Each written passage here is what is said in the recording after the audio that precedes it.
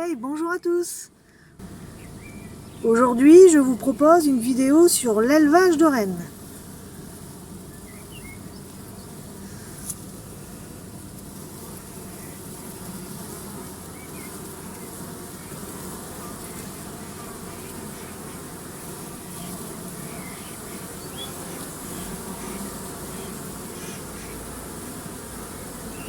Regardez ces belles cellules. Allez, on commence tout de suite par la théorie.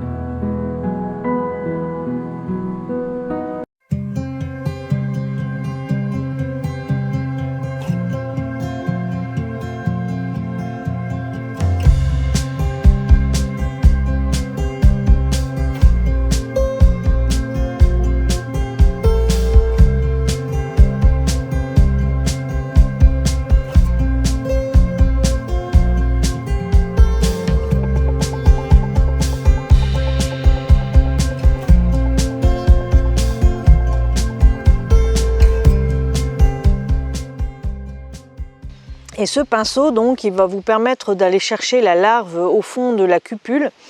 Donc imaginons que la paume de ma main, c'est la cupule. Je viens m'appuyer ici avec mes deux doigts. De cette façon-là, je suis vachement plus stable pour travailler parce que sinon, voilà, vous pouvez trembler davantage. Quand on travaille sur des larves vraiment très petites comme ça, c'est bien de ne pas bouger. Et en fait, en positionnant ces deux doigts comme ça, ça permet une plus grande stabilité. Et puis avec mon pinceau, donc qui sera dans un premier temps humidifié avec ma salive et puis ensuite humidifié avec de la gelée royale, il va être bien hydraté. Et je vais venir le poser délicatement au fond de la cupule. Le pinceau, il va venir se plier, s'incurver en fait comme une sorte de petite pelle pour venir attraper la larve par le dessous en fait. Votre pinceau va venir comme ça, il va s'écraser et il va passer sous la larve. De cette façon-là, quand vous allez remonter votre pinceau, la larve elle va se trouver au-dessus de votre pinceau. Vous l'enlevez et vous venez le repositionner dans votre cupule. Donc très délicatement, donc toujours avec mes deux doigts ici qui viennent en butée, vous allez venir très délicatement repositionner votre pinceau. Donc il faut juste qu'il effleure le fond de la cupule et on va venir faire un petit mouvement de rotation comme ça avec les doigts pour faire tourner les poils du pinceau et venir déposer la larve. Donc je vous le montre. Voilà, avec mes doigts, je le pose. J'ai ma larve donc qui va se trouver ici tout au bout et je vais poser délicatement mon pinceau et je vais venir tourner. Vous voyez le mouvement, le tout petit mouvement que je fais ici avec mes doigts. Hop, je pose mes doigts, je pose mon pinceau délicatement, je vais venir tourner avec mon index et mon pouce comme ça. Je fais, je ne sais même pas si je fais un quart de tour et en fait la larve elle va se retrouver posée en fait avec sa goutte de gelée royale au fond de ma cupule. Et puis ensuite on enlève délicatement le pinceau. Mais vous inquiétez pas, vous verrez bien sûr de toute façon ça en image la prochaine fois.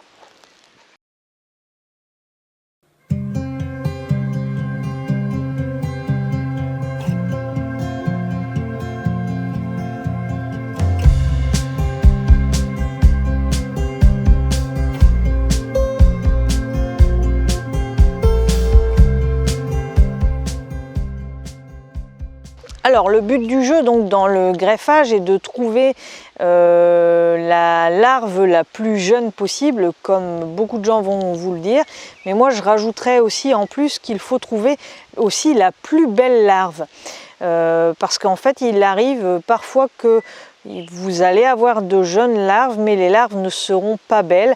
Alors ce que j'appelle une belle larve, c'est une larve qui baigne dans la gelée royale. Alors bien sûr, il ne faut pas qu'il y ait énormément de gelée royale, parce que s'il y a beaucoup de gelée royale, ça veut dire que la larve elle est grosse. Donc il faut toujours bien sûr une petite larve, la plus petite possible.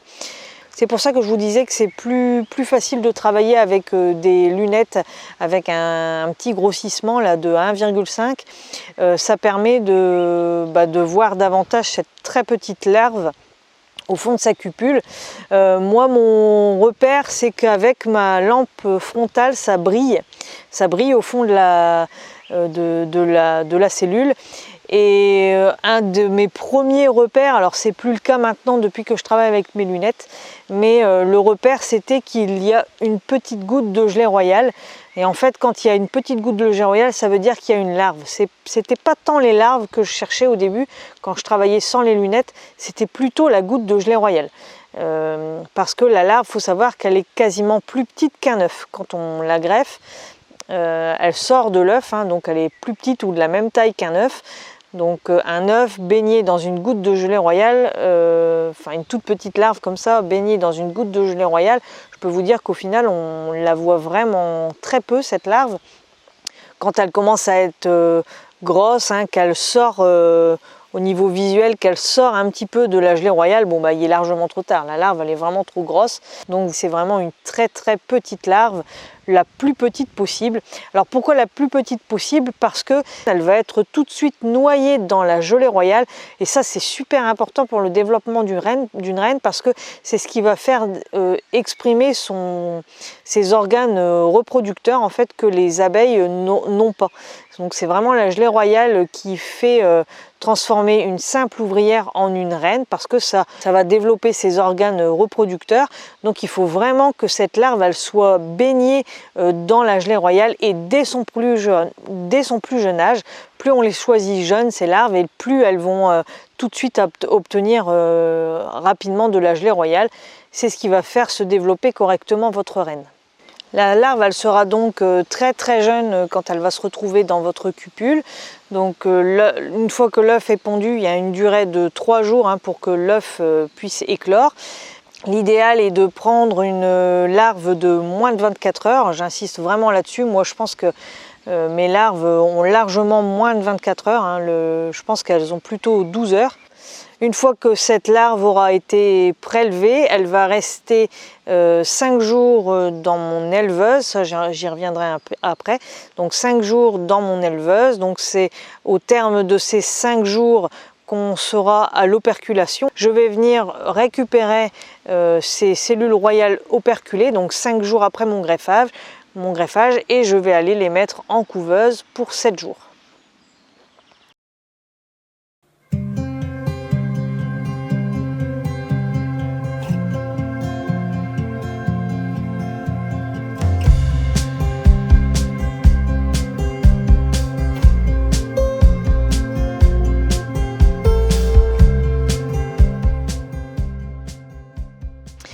Alors moi, je fais pas de starter, de finisseur comme tout le monde fait, et j'en vois pas l'intérêt en fait. J'ai toujours fait avec une éleveuse qui fait tout, qui fait mon starter et mon finisseur. Je trouve que ça fonctionne très bien comme ça, et je vois pas pourquoi je changerais. Donc mes éleveuses, elles sont en ruchette. Mes ruchettes, comment je les fais? Eh bien en fait je vais sélectionner mes plus belles ruchettes en tout début de printemps.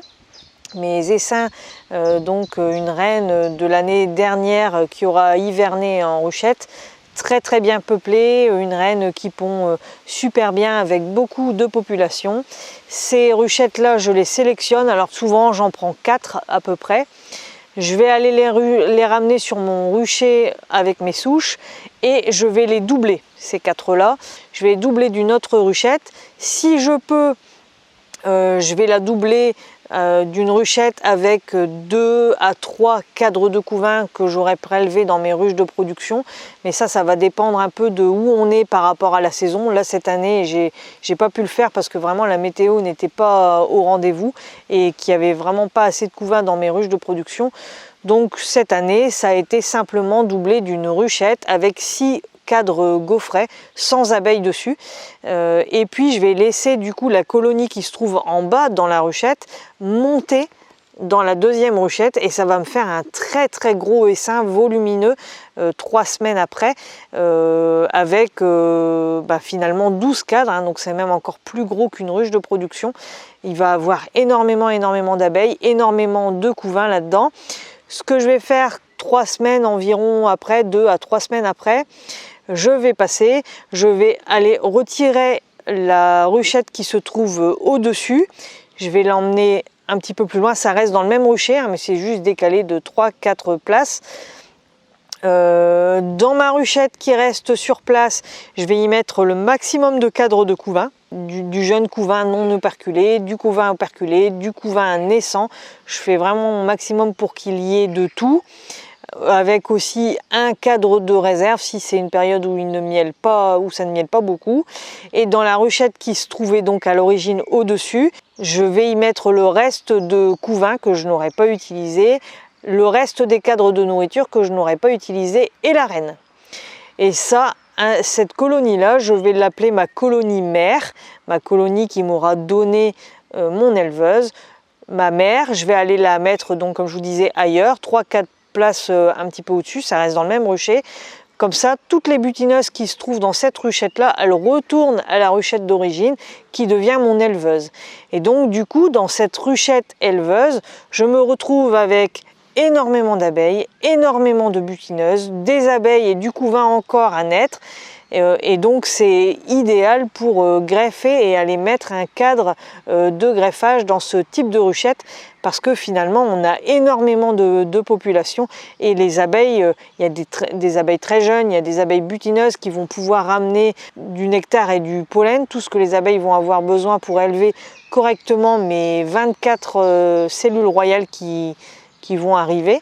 Et donc il faut vraiment veiller à avoir une ruchette vraiment pleine d'abeilles qui déborde et qui fait même parfois la barbe devant. Si ça ne fait pas la barbe, je viens retaper 2 cadres supplémentaires qui viennent d'ailleurs hein, d'une ruche de production qui aurait eu trop de couvain ou autre, hein, que sais-je. Je viens lui taper, secouer 2 cadres devant la ruchette. Je ne vais pas introduire de nouveau du couvain parce qu'il y en a déjà tout plein dans cette ruchette. Je vais juste ramener de l'abeille, de la jeune abeille quand ça ne barbe pas devant. Et après, une fois que ça barbe, je considère que j'ai la quantité d'abeilles nécessaire pour commencer mon greffage. Donc c'est vraiment important qu'il y ait beaucoup d'abeilles dans cette éleveuse.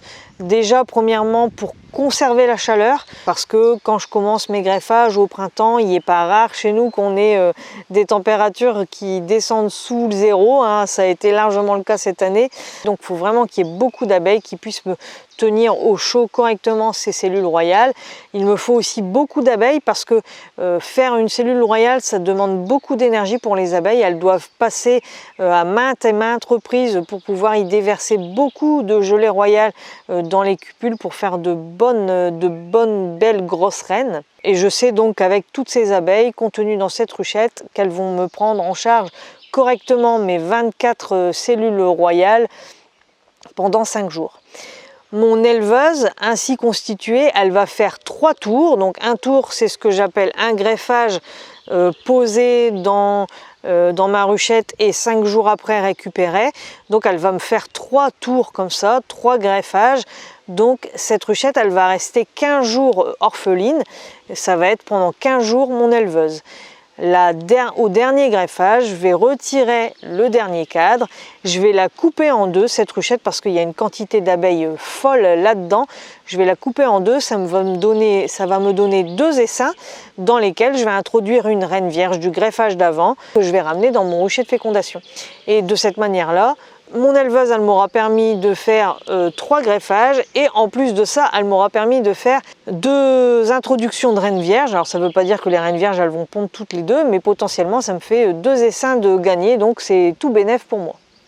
Et puis ma mère, donc que j'avais posé quelques places plus loin avec la reine, eh bien je vais attendre qu'elle se refasse une santé, entre guillemets, qu'elle recommence à pondre, parce que je vous rappelle qu'elle que parfois il arrive qu'il y ait plus de nourriture que de couvain, hein, c'est pas grave du tout, je la laisse faire sa petite vie. C'est aussi pour ça que je travaille avec 4 ruchettes comme ça, hein, pour faire un roulement. Et puis la reine, elle va recommencer de nouveau à pondre. Bon, parfois, c'est pour ça qu'il vous faut aussi des reines de bonne qualité, hein, dans ces ruchettes là, parce qu'il faut qu'elle repondent quand même assez vite et qu'elle repeuple sa ruchette. Une fois que la ruchette a retrouvé un aspect correct en termes de quantité d'abeilles, eh bien pareil, même technique, je vais revenir avec une autre ruchette, avec du couvain si je peux. Je vais la laisser un petit peu grossir comme ça pendant 2 semaines, 3 semaines parfois, selon la météo, selon comment ça se passe. Et puis de nouveau, ça va me refaire une éleveuse, et la reine mère, je vais aller la poser encore une fois ailleurs, pour me refaire plus tard une autre éleveuse. Donc souvent, mes reines comme ça, mes mères entre guillemets, comme je les appelle, elles vont me faire 3 éleveuses qui vont faire chacune 3 tours. Donc souvent avec une ruchette, je vais pouvoir faire 9 greffages, et donc également 6 essaims dans lesquels je vais pouvoir introduire une reine vierge. Voilà, donc de cette façon, vous allez avoir mis toutes les chances de votre côté pour avoir de super belles reines, bien grosses, bien belles, qui potentiellement pourront se faire féconder. Donc je n'ai parlé que des reines, hein, dans cette vidéo, mais bien sûr les mâles ont un rôle très important à jouer. Vous allez beau avoir les plus belles femelles du monde, s'il n'y a pas de mâle pour les féconder, les femelles, vous n'en ferez malheureusement jamais rien. Donc les mâles ont également leur importance, une importance capitale. Je ne vais pas en parler dans cette vidéo parce que ce n'est pas le sujet de la vidéo, mais il ne faut pas négliger non plus cet aspect-là de l'élevage de rennes. Les mâles, il faut en prendre soin, il faut en avoir en quantité pour avoir des belles fécondations. Voilà, je pense avoir à peu près fait le tour de tout pour cette première vidéo théorique. J'espère que ça aura été assez clair. Et je vous dis donc à bientôt pour la prochaine vidéo qui sera plutôt consacrée à la pratique. Donc une vidéo qui a été tournée l'année dernière, comme je vous avais dit, et que j'avais pas eu le temps de monter. Voilà, j'espère que cette vidéo vous aura plu. Moi je vous dis à bientôt pour de nouvelles aventures.